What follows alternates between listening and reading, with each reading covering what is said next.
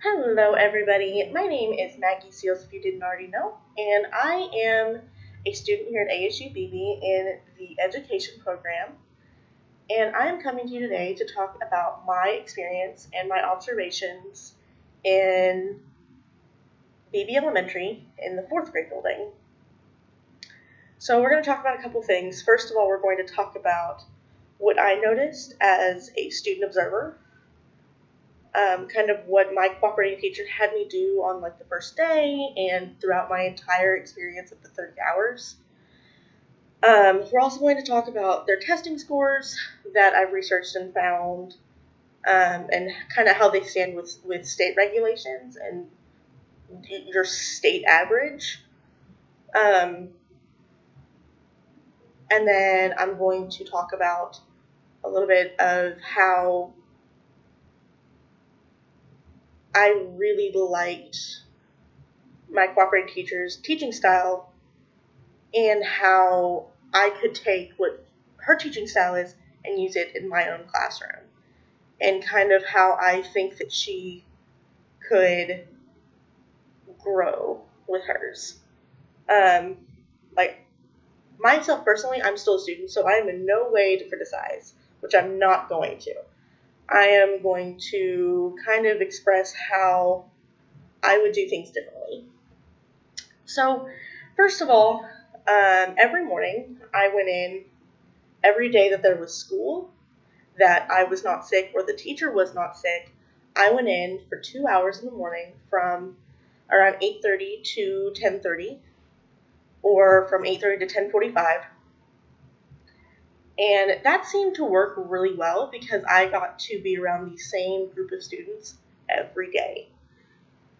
So my first day walking in, she introduced me. She said, we have a new person in our classroom today.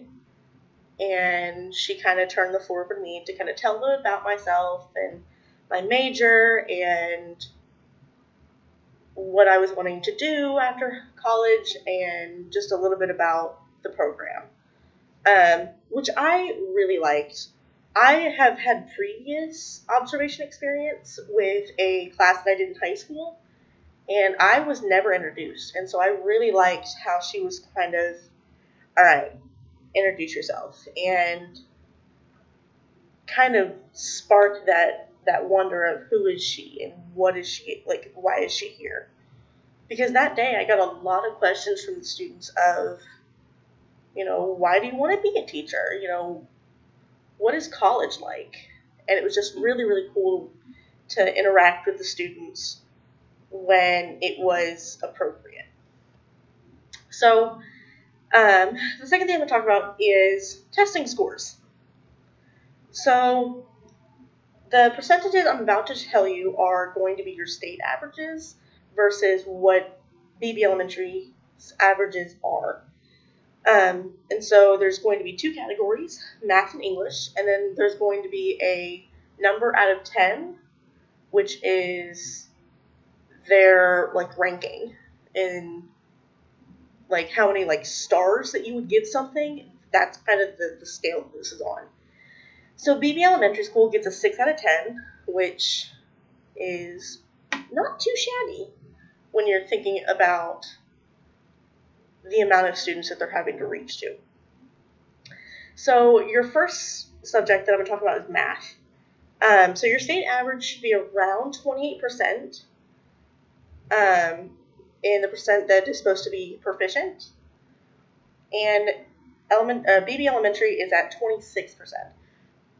Excuse me. So not too much lower, but there's definitely still room to grow with BB Elementary. The second one is English.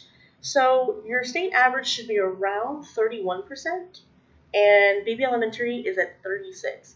So that's quite a large gap above that BB Elementary is excelling, which is awesome. So there's always still room to grow with everything. But BB Elementary, it's obvious that they just need to grow a little bit more in math than they do in English.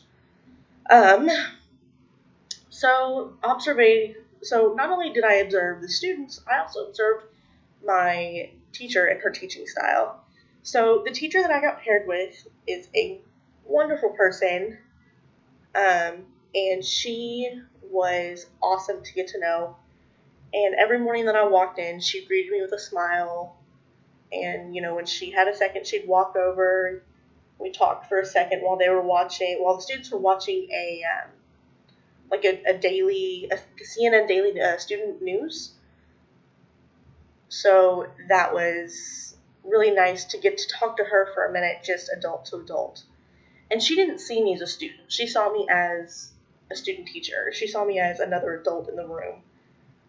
And it was really nice to be seen as an adult instead of just a student.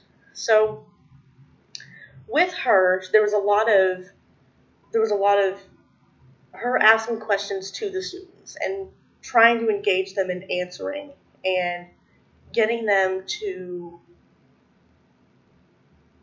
She gave them a lot of chances to say, "I don't get it. Can you help me?" And a lot of students really did take that time to ask questions. And when she gave them that time, she would stop, address the question again, and then answer it. So she would repeat the question, was like, "That's a great question, so-and-so." She would re-say the question, and then she'd say, "Well, let's work through this together. What part of this don't you understand?" So she's really helping her students narrow down their questions to make it more specific, which is really helpful in high school. So she was teaching the students how to not properly ask a question, but how to better ask questions. So instead of saying, "I don't understand this," like I don't understand fractions, it was, "I don't understand how to work this problem.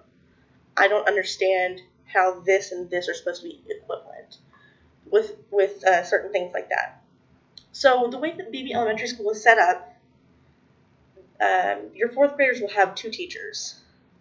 So one of them is going to be for English and literacy, and the other is going to be for math, science, and social studies. And so my teacher was your math, science, and social studies, which is great because I love math, and that's what they did a lot of. And so I also got to see them do a little bit of social studies, which is why they were watching your CNN student news. I was also there for when they got to do a lab experiment, which I was really excited that I was able to be a part of and watching them come together because they bring both classes together. Between the two teachers, they bring them both together and do the lab together, which is absolutely awesome. So, actually, I said that wrong. They'll bring two of your math and science and social studies teachers together in their two classes and do that. My bad, I'm sorry. And so there was two groups of class. There was two classes in there, and so they had them in this really big circle around the room with a table in the center with both your teachers. And it just so happened that the teacher that was in there as well also had a student teacher. So we both got to experience that as a group and how chaotic it can get and how constructive that chaos can be. So with her teaching style, she did a lot of, they did your stations or rotations. And so she had this really big board on her wall, and it said your group of students of who's in what group and where your group is supposed to be. So you can have like rotation 1, where group 1 will be at games, group 2 will be at teacher time, which is where the kids go to the desk around a teacher. And so there was different stations like that, and they would do MobyMac, and they would do games, and they did one more other than the teacher time. She gave them an independent assignment, and so some of them were doing that. And so during that, I would stand up and kind of walk around, and my teacher actually allowed me to answer a couple of questions if need be. So there's a rule in her classroom that when she is with a group of students, she is not to be interrupted. and she does not answer questions when she's talking at that time. But she will get to that question after she's done teaching with them, which is kind of nice, but also kind of flawed just a little bit because the student isn't able to realize what they're doing wrong, so they could do the entire sheet wrong and not know it until later. So I feel that it's really hard to do your teacher time as well as being able to answer questions for everybody else. So I feel like she's doing it in the best way that she understands how. I just feel that I would try to do that a little bit differently. So another thing that I think that she could grow on is the way she deals with disciplinary action. And I know this is kind of like a tricky topic, especially since she had 2 students in her room that were not special needs, but they had like an IEP or a 504. So they had certain accommodations. And there was one little boy, I will not name, who he was known to be very misbehaved. And so he could get away with a little bit more, which I think is a little bit unfair to the rest of the students.